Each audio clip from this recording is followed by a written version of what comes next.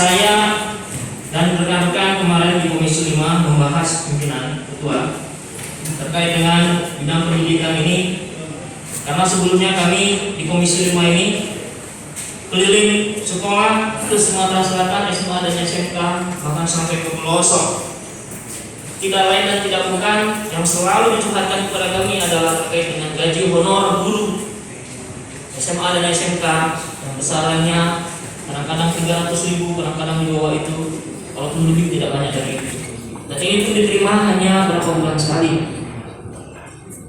Nah, atas dasar itu kami sering berdialog dengan mitra kami Dinas Pendidikan, dan alhamdulillah kami juga bahkan bersama dengan pimpinan Dewan, Ketua DPR, Wakil Ketua, kita menerima aksi dari beberapa guru honor, komunitas guru honor, bahkan dari PGRI menyampaikan aspirasinya. Dan pada kesempatan ini saya ingin menyampaikan aspirasi para guru honor di forum bangga yang terhormat ini.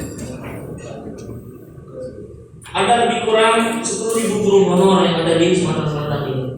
Ini menurut catatan yang ada diberikan kepada kami. Artinya, kalau kita bicara tentang anggaran yang 10 triliun ini, tapi kita tidak bisa mengalokasikan untuk 300.000 guru honor per bulan di Sumatera Selatan ini, saya kira kita harus malu dengan postur anggaran yang luar biasa ini. Kalau kita bicara tentang pembangunan, ini akan dimulai dengan pembangunan manusia, itu ada di sekolah.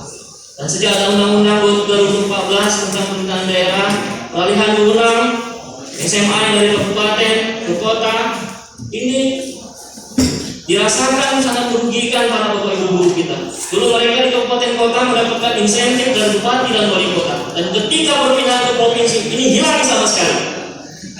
Dan kami sudah sejak beberapa tahun yang lalu kita bersama-sama ingin mengalokasikan, tapi terbentur dengan aturan. Dan alhamdulillah sekarang mungkin kita terbuka bahwa dengan Pergub ini bisa dialokasikan dan bisa menjadi payung hukum. Hanya ketika kami dengan Dinas Pendidikan, mereka mengatakan tidak ada anggaran hanya untuk 300.000, apalagi 500.000 guru honor. Kalau kita berkalkulasi 500.000 saja untuk ibu guru honor dikali dengan 12 bulan, 6 juta rupiah dikali dengan 10.000, hanya butuh 60 miliar. Betul. 60 miliar ini kita ada 53 OPD. Kalau 53 OPD ini sumbangan 2 miliar per OPD, 60 miliar ini kita ada 53 OPD. Kalau 53 OPD ini sumbangan 2 miliar per OPD, saya kira kita bisa mengalokasikan untuk guru honor Sumatera Selatan. Ini tentu akan menjadi amal jariah bagi sejak anggota DPR di Sumatera Selatan, bagi pimpinan daerah di Sumatera Selatan. Jadi saya ingin mengetuk pintu hati kita semua, ketua DAPD serta jajaran anggota Banggar yang saya hormati, agar kita bisa mengalokasikan anggaran untuk bapak ibu guru honor Sumatera Selatan ini. Itu yang pertama. Yang kedua, kami juga mendapatkan edaran bahwa mulai 2021 Pemprov Sumatera Selatan tidak mengalokasikan dana penerima bantuan beras atau PBI atau BPJS gratis. Tahun 2020 ada 494.000 PBI orang miskin yang kita biayai dari APBD. Kalau dikalikan dengan 42.000 ada 228 miliar dari APBD kita. Nah, tahun 2021 ini tidak dianggarkan sama sekali, dan ini dibebankan kepada kabupaten kota. Jadi tidak ada sharing provinsi untuk menerima bantuan atau BPJS gratis ini. Kalau dana ini hilang, saya kira kita bisa juga mengalokasikan sedikit saja ya, untuk tadi jaringan ke guru honor tadi.